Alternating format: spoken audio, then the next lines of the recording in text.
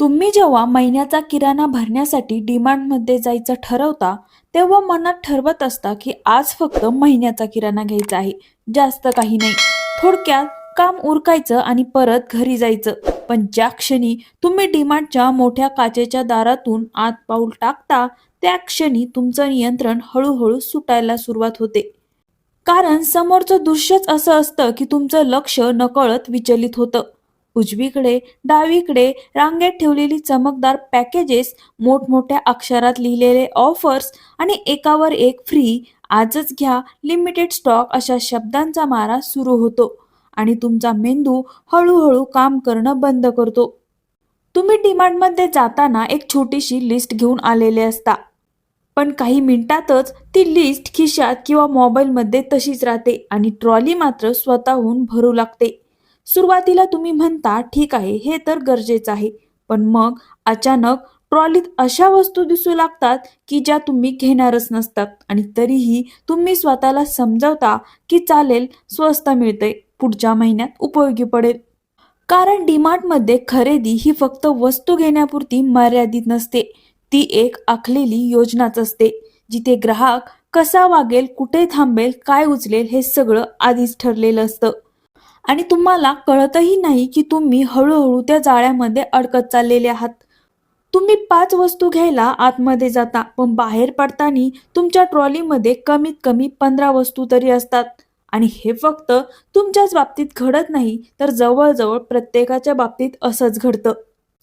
कारण डीमार्टने मानवी मानसिकतेचा अचूक अभ्यास करून आपली स्ट्रॅटेजी आखलेली असते. उदाहरण द्यायचं म्हटलं तर चिप्सचं घ्या.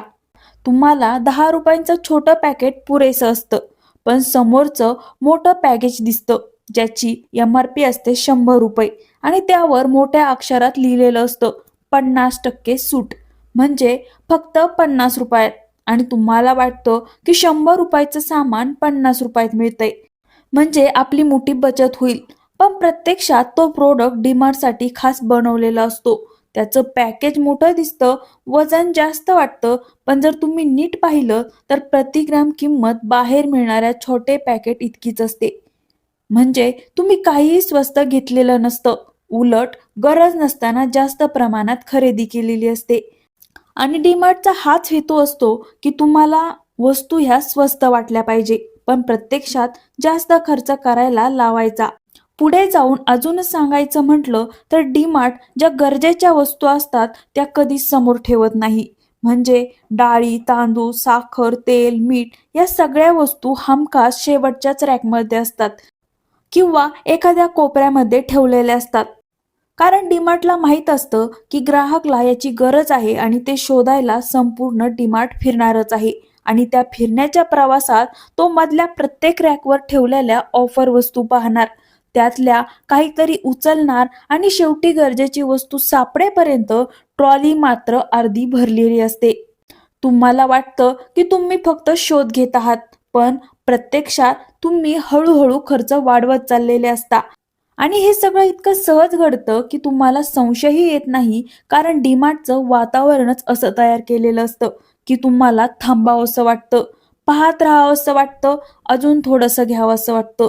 मग येतो सगळ्यात महत्त्वाचा टप्पा, तो म्हणजे बिलिंग काउंटर. इथं तर अजून खरा खेळ सुरू होतो. कारण काउंटरवर जवळ मुद्दामच चॉकलेट्स, ट्रॉफी, लहान खेळणी अशा वस्तू ठेवलेल्या असतात. कारण डीमार्टला माहीत असतं की रांगेत उभे असलेलं मूल शांत उभा राहणार नाही, ते काहीतरी मागणारच. आणि त्या क्षणी आई वडील विचार न करता 2-4 चॉकलेट्स ट्रॉलीत टाकतात, कारण त्यावेळेला शांतता जास्त महत्त्वाची वाटते. आणि अशा छोट्या छोट्या खरेदी मिळून शेवटी बिल किती वाढलंय हे तुम्हालाही कळत नाही. आणि जेव्हा बिल हातात येतं तेव्हा ते अव्वाचं सव्वा होऊन जातं आणि आपल्याला धक्काच बसतो.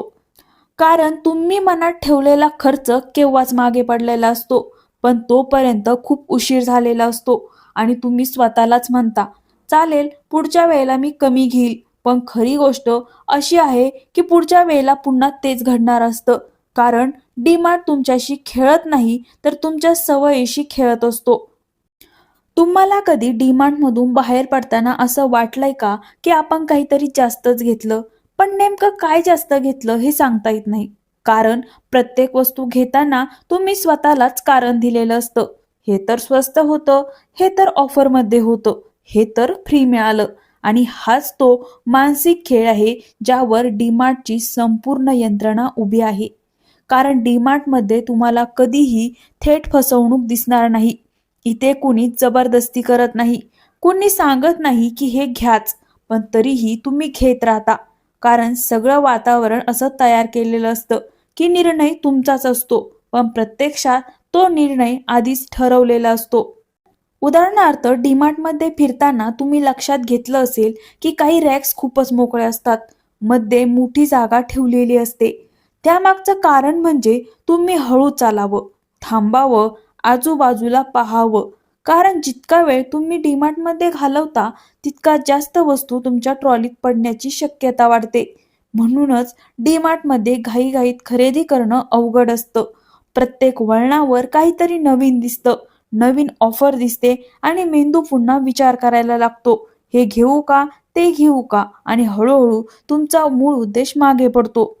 डीमार्टची आणखी एक स्ट्रॅटेजी सांगायचं झालं म्हणजे मोठ्या पॅकेजेसचा खेळ. डीमार्टमध्ये तुम्हाला अनेक वस्तू फक्त मोठ्या साईजमध्येच दिसतात. कारण मोठा पॅकेज म्हणजे जास्त किंमत आणि जास्त किंमत म्हणजे जास्त बिल. ग्राहकाला असं वाटतं की मोठं पॅकेज घेतलं तर पुढे खर्च वाचेल, पण प्रत्यक्षात त्या वस्तू घरी आणल्यावर जास्त प्रमाणात वापरल्या जातात. कारण जास्त आहे म्हणून आपण बेफिकीर राहतो आणि त्यामुळे बचतीऐवजी खर्चच वाढतो. तर व्हिडिओमध्ये दिलेल्या माहितीबद्दल तुमचं काय मत आहे?